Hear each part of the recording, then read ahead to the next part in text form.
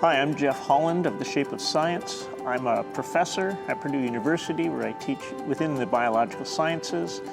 When I'm not at Purdue, I'm also an endless tinkerer with a lot of projects on the go, so I deal a lot with technology. For the past several years, I've been working with STEM educators in high schools and developing interactive STEM lessons with those educators.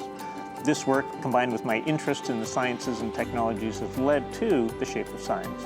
The Shape of Science is an online community for STEM educators that discusses the changing standards in science education that teachers are mandated to hit.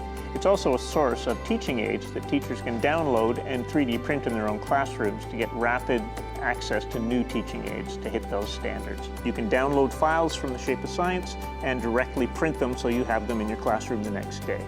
We're trying to do this very inexpensively at less than 1/10 the cost of ordering a new teaching aid.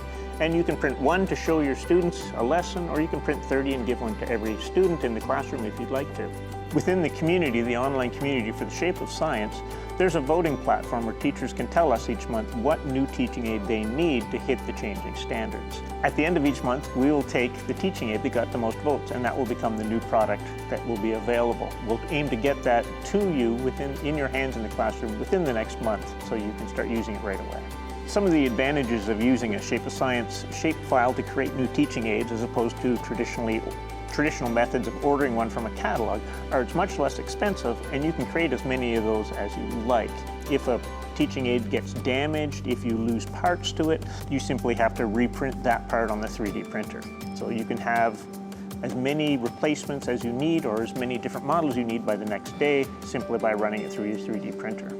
3D printers, these are a good platform to use to get teaching aids into the hands of teachers because 3D printing has become incredibly inexpensive. I'm prototyping and testing everything that goes on our Shape of Science website with a Creality Ender 3, which is a $189 printer.